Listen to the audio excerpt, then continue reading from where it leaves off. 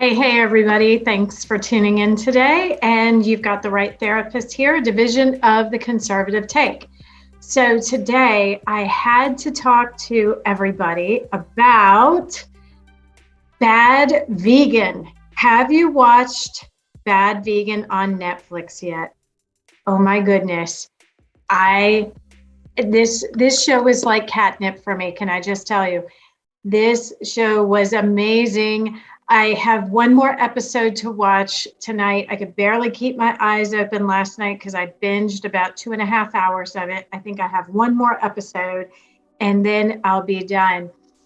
But today I wanted to get on here and talk a little bit about my fascination with this particular woman and what goes on. If you haven't watched it yet, I'm not going to spoil too much because really the show at the end leaves more questions than it leaves answers. And the magazine Variety actually wrote an article entitled Netflix documentary Bad Vegan tells a culinary crime story but can't locate the truth.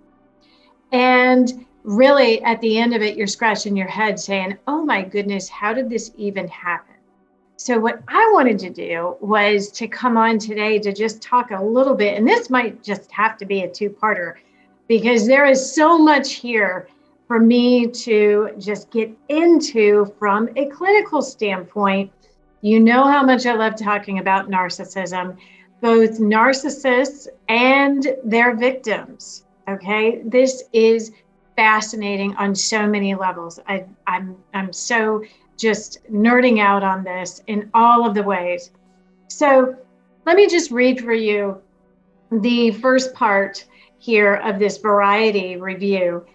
And I'm going to read a part of it to you just to give you an intro as to what this is even about. So Bad Vegan is essentially about a woman who runs a pure food restaurant. And by pure food, she means raw food restaurant up in New York. It becomes very, very famous. And she's at the top of her game as far as her culinary ability. She's opening this restaurant. She opens another juice bar related restaurant.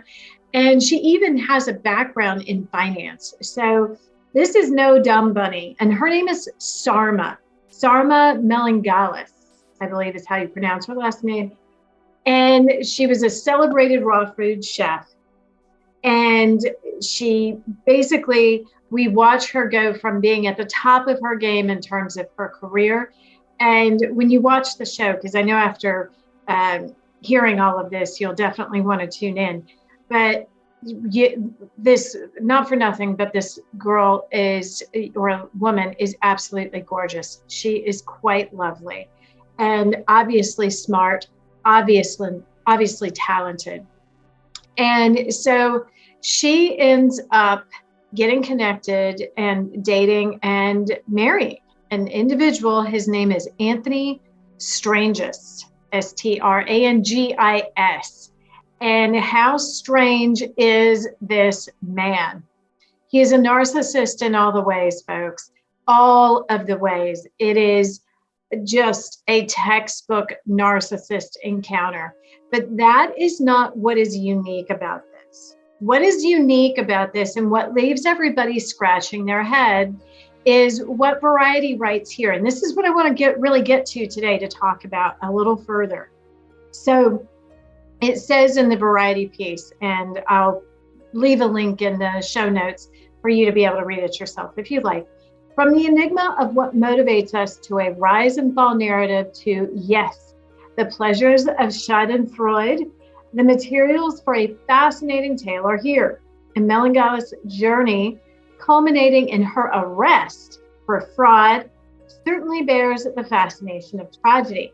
She narrates her story to the camera in the present day, but is unable to account for how or why she precisely fell into a pairing with someone who so clearly had her worst interests at heart.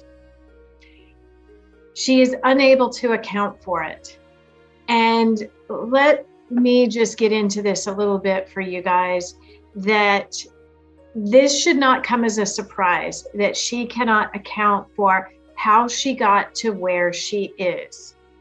Because basically there was a manipulativeness here, a brainwashing here, and basically a psychological teardown that her boyfriend, then fiance, then partner or husband did to her, that culminating in her really not being in control of her own decisions.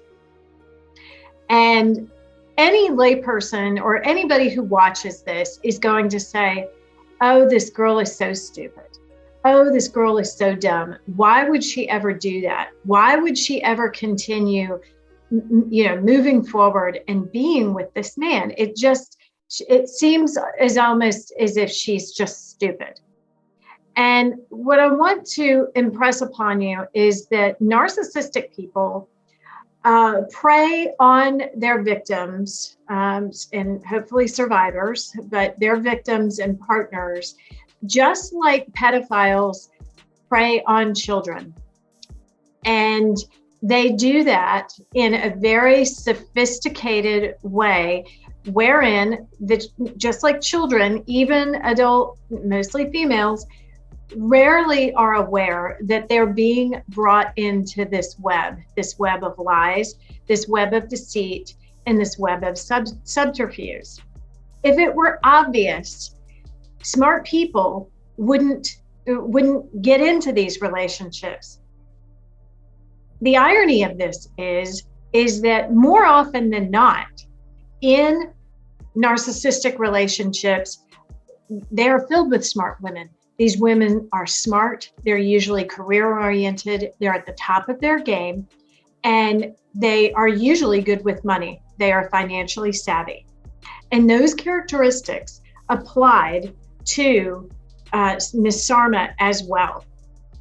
One of the things that he does so brilliantly to Sarma, this Anthony Strange's character does to Sarma, is to traffic on some of her hopes and dreams, and he melds that like a peanut butter jelly sandwich. Okay, so he takes what would be the peanut butter side of her life. All right, so the narcissist love to traffic on the greatest parts of the individual's life and basically destroy them. So the peanut butter side of Sarma's life was her business, absolutely her business, her dog, which meant the world to her dog, Leon, and the idea of being protected and loved and having the happily ever after. Okay, so those were the really awesome sides of her life that he could traffic on.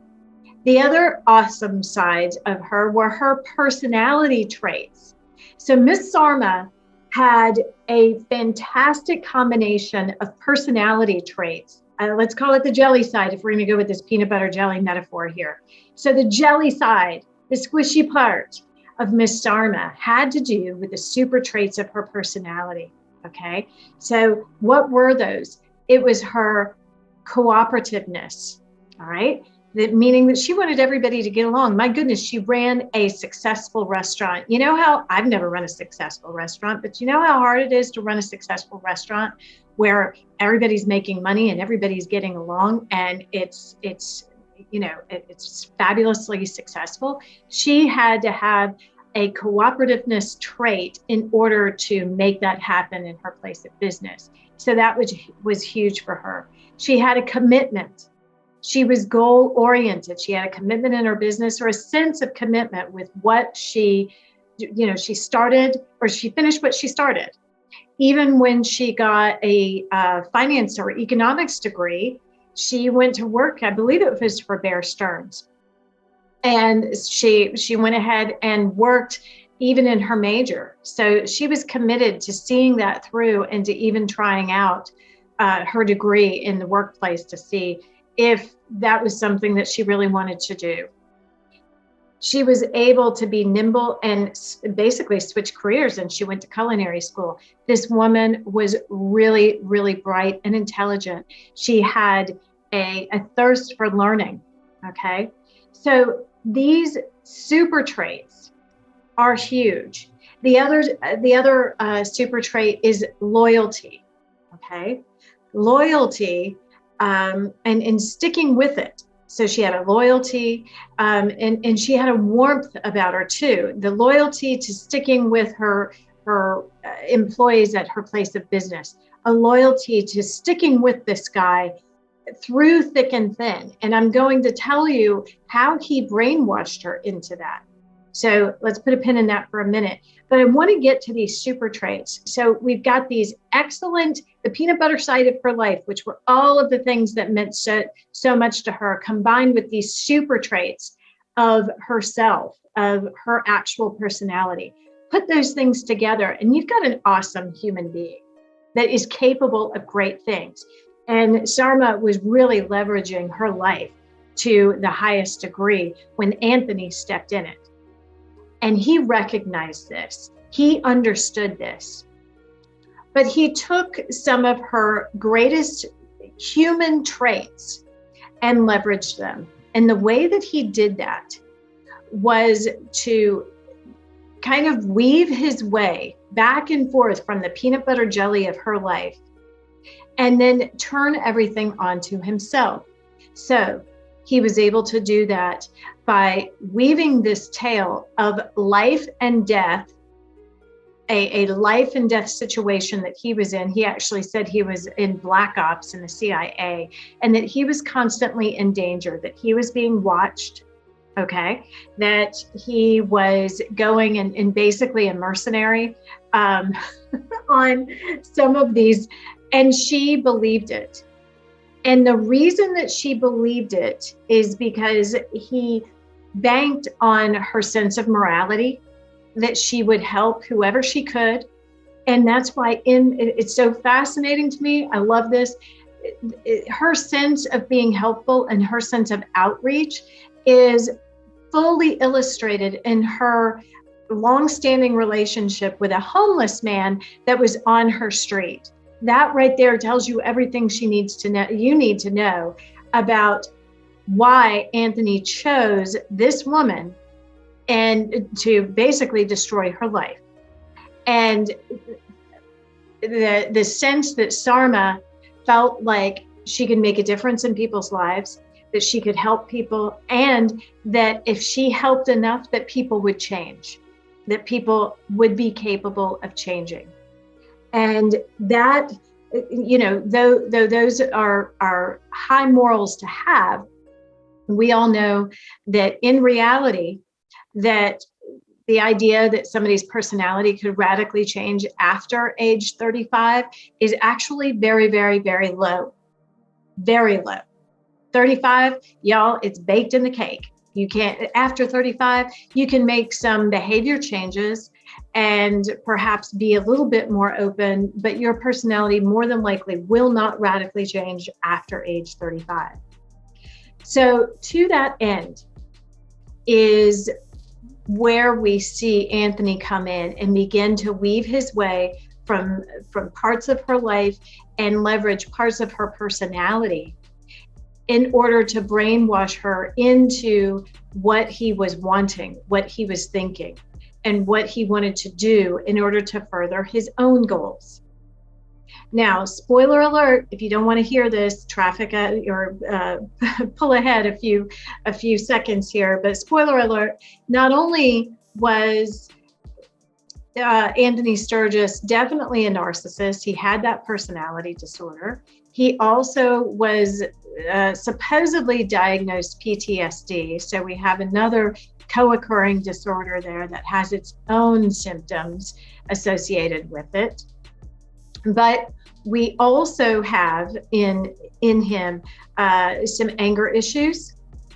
We also have some some deludedness, definitely delusions of grandeur. So the delusions of grandeur are the absolute tip off here for what Anthony was and moving in that direction.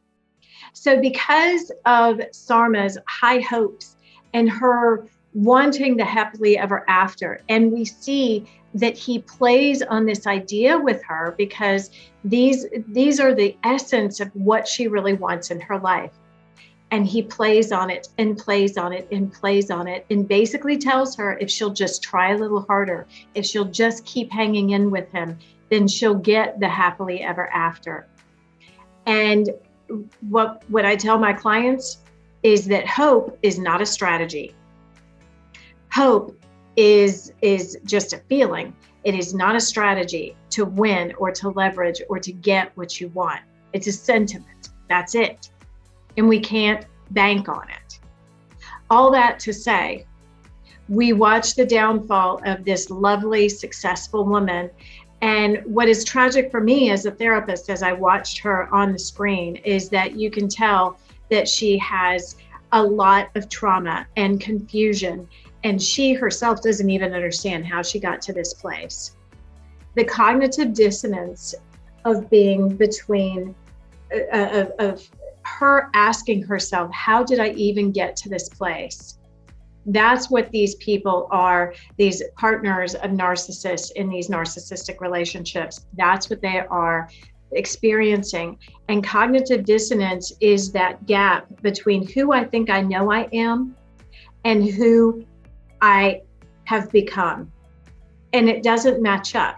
It's like the thoughts don't match up with the actions of someone. There's a dissonance there, or a disconnect.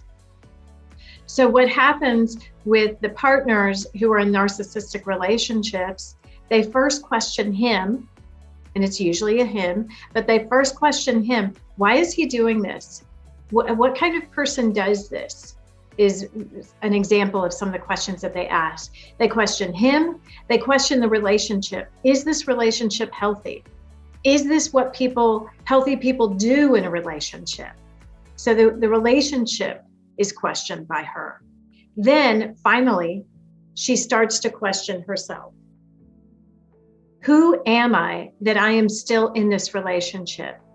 If I can come to the conclusion that stable people don't behave this way, then why am I still here? If he is Jekyll one minute and Hyde the next, how is it that I'm still here? And she explains and she cajoles and she sells herself on all of the reasons that she is still in the relationship. And that is why she stays. And this pattern goes on, and it can go on for months and years at a time until something happens or not, that basically shakes her out of the relationship or removes him from the relationship.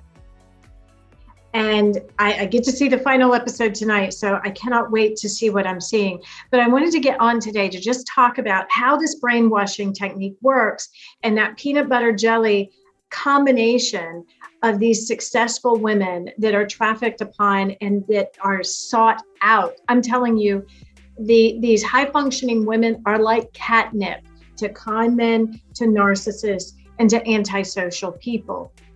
And it happens more often than you think. 9 times out of 10, really 10 times out of 10, it is these women who fall prey to these types of people. Are they stupid? Absolutely not. They are pursued, they are brainwashed, and it is just like, in the way I want you to leave you thinking about it is just like we wouldn't blame a victim of a pedophile, let's say a child, for being stalked and brought in by a child predator. We can't blame Ms. Sarma for getting caught up in this. I really do not blame her. And there is question of culpability. At what point do you draw the line? And these types of people have very thin, if no boundaries. The Sarmas have, because they think they can help everybody, and they believe that people can change. If they are the ones to help them, then so much the better. They're happy to do it.